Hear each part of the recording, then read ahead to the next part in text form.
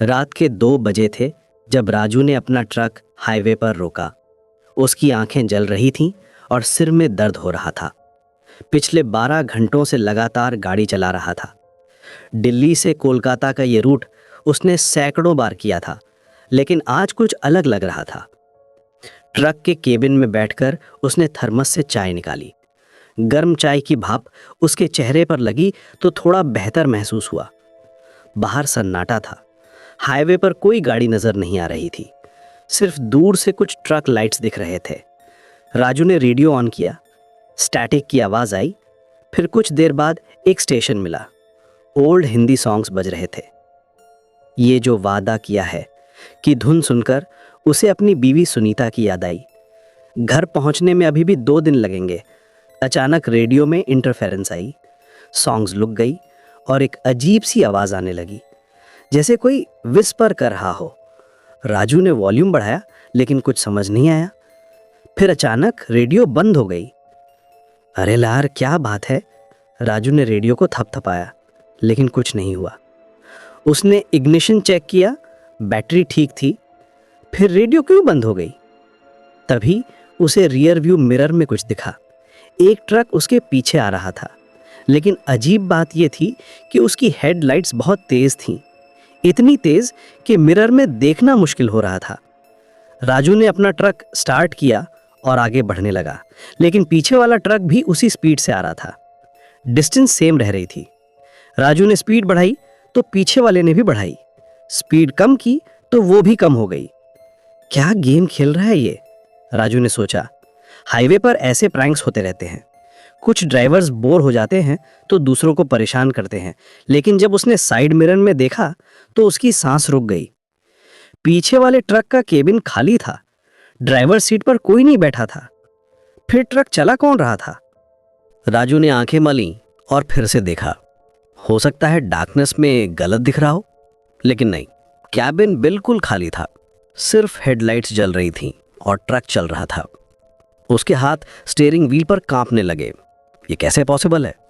Automatic truck तो होते हैं, लेकिन ये तो ओल्ड मॉडल लग रहा था। और फिर हाईवे पर अकेले में ऐसे क्यों चल रहा होगा? राजू ने एक्सीलरेटर दबाया और फुल स्पीड में ट्रक चलाने लगा। उसका ट्रक पावरफुल था, जल्दी स्पीड पकड़ लेता था, लेकिन पीछे वाला ट्रक भी उसी स्पीड से आ रहा था, जैसे कोई इनविजिबल थ्रेड से बंधा हो। अब राजू को डर लगने लगा था। उसने मोबाइल निकाला, लेकिन नेटवर्क नहीं था।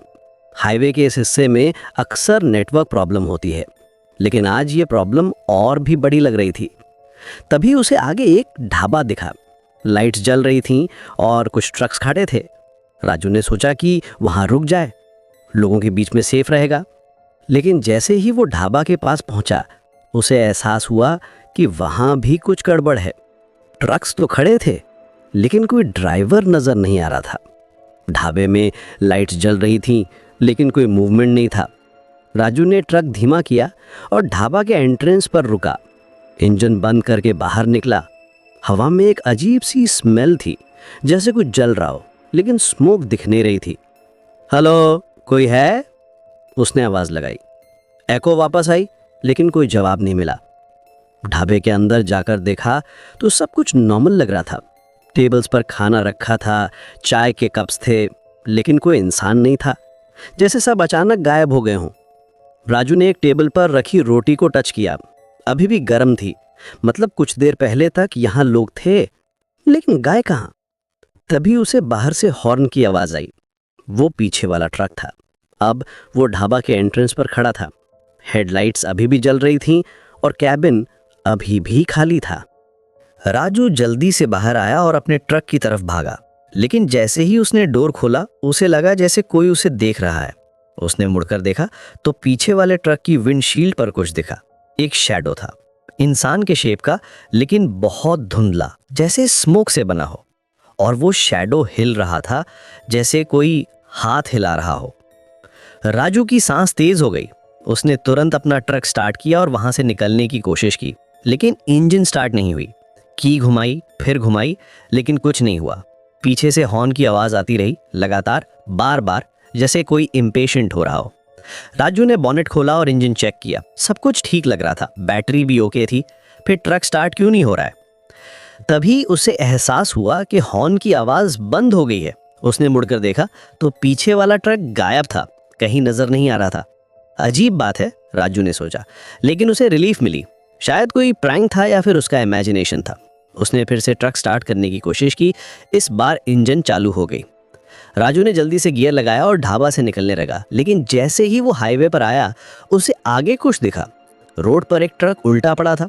एक्सीडेंट हुआ लग रहा था। हेडलाइट्स टूटी हुई थीं और कैबिन क्रश हो गया था। राजू ने अपना ट्रक रोका और बाहर निकला। ये वही ट्रक था जो उसके पीछे आ रहा था। सेम मॉडल, सेम कलर, लेकिन ये तो एक्सीडेंट में था, फिर पीछे कैसे आ रहा था? उसने ट्रक के पास जाकर देखा, ड्राइवर सीट पर एक बॉडी थी। फेस दिख नहीं रहा था क्योंकि बहुत ज़्यादा इंजर्ड था, लेकिन यूनिफॉर्म ट्रक ड्राइवर का था। राजू के हाथ कांप रहे थे। उसने मोबाइल निकाला, लेकिन अभी भी नेटवर्क नहीं था। पुलिस को इन्फॉर्म करना चाहिए था, लेकिन कैसे? तभी उसे लगा जैसे कोई उसके कंधे पर हाथ रख रहा है। उसने मुड़कर देखा, लेकिन कोई नहीं था। फिर आवाज आई, बहुत धीमी, जैसे हवा में घुल रही हो, मदद करो। राजू का दिल तेजी से धड़कने लगा। आवाज कहां से आ रही थी? उसने चारों तरफ देखा, लेकिन कोई नहीं था। मदद करो, मैं अकेला हूं। अब आवाज साफ सुनाई दे रही थी। एक्सीडेंट वाले ट्रक से आ रही थी। राजू ने हिम्मत करके ड्राइवर सीट के पास जाके देखा। बॉडी हिल रही थी, बहुत धीरे धीरे, जैसे सांस ले रही हो। राजू ने पल्स चेक किया, कुछ महसूस नहीं हुआ, लेकिन बॉडी गर्म थी। तुम कौन हो? राजू ने पूछा। मैं भी ट्रक ड्राइवर हूं, राम प्रकाश। आवाज बहुत वीक थी, लेकिन क्लियर थी। कब हुआ एक्सीडेंट? राजू ने पूछा। 3 दिन पहले, यहीं रात में, कोई मदद नहीं मिली। राजू को समझ नहीं आ रहा था कि अगर 3 दिन पहले एक्सीडेंट हुआ था तो ये आदमी अभी तक कैसे जिंदा है और मेडिकल हेल्प क्यों नहीं आई? मैं एम्बुलेंस कॉल करता हूँ, राजू ने कहा। नहीं, बहुत देर हो गई, मैं जा रहा हूँ, लेकिन अकेले नहीं जाना चाहता। राजू को डर लग रहा था, लेकिन उसे लगा कि ये आदमी सच में हेल्प चाहता है। ट्रक ड्राइवर्स का एक ब्रदरहुड होता है, एक दूसरे की मदद करते हैं।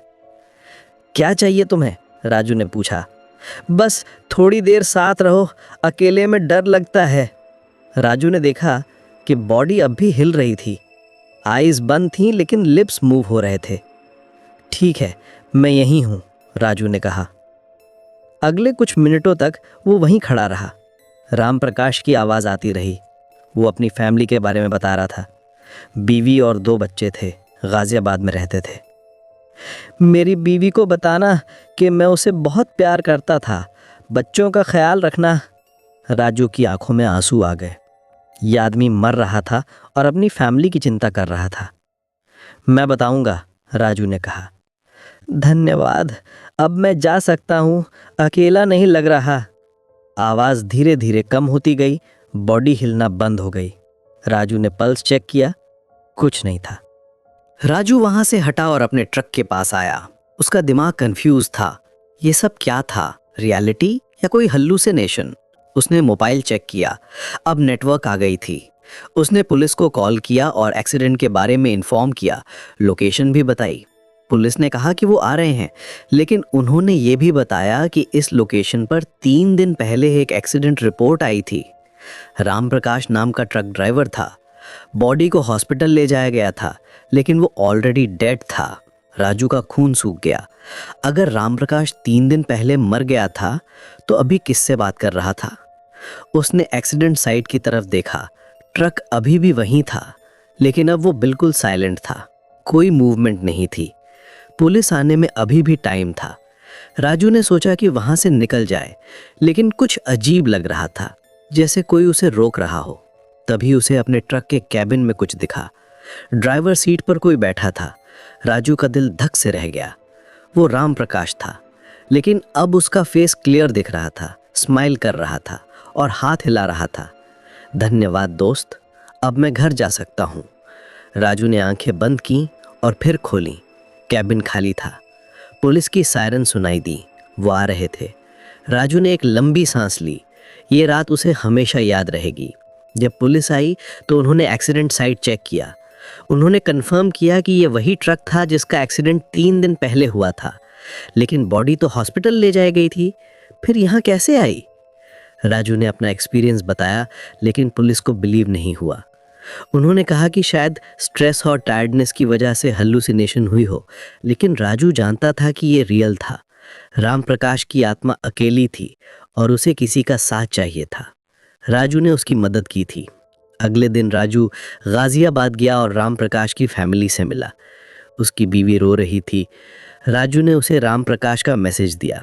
वो कहते थे कि तुम्हें बहुत प्यार करते थे और बच्चों का ख्याल रखना, राजू ने कहा। राम प्रकाश की बीवी ने राजू को धन्यवाद दिया। उसे लगा जैसे उसके पति की आत्मा को शांति मिल गई हो। राजू अब भी उस हाईवे से गुजरता है, लेकिन उस स्पॉट पर हमेशा रुकता है और राम प्रकाश को याद करता है। कभी कभी उसे लगता है जैसे कोई उसे थैंक यू कह रहा हो। ट्रक ड्राइवर्स की ये दुनिया अकेली है, लंबे रोड्स, अंधेरी रातें और सिर्फ अपने थॉट्स का साथ। लेकिन कभी कभी ये लोनलीनेस कुछ और बन जाती है, कुछ ऐसा जो इस दुनिया और उस दुनिया के बीच ब्रिज बना देता है। राजू जानता है कि हाईवे पर अभी भी कई आत्माएं भटक रही हैं, जो अकेली मरी थीं और अकेली ही रह गई हैं। उसने तय किया है कि अगर कभी फिर कोई ऐसी सिचुएशन आए तो वो मदद करेगा, क्योंकि ट्रक ड्राइवर्स का ये ब्रदरहुड सिर्फ जिंदगी तक सीमित नहीं है, ये मौत के बाद भी चलता रहता है।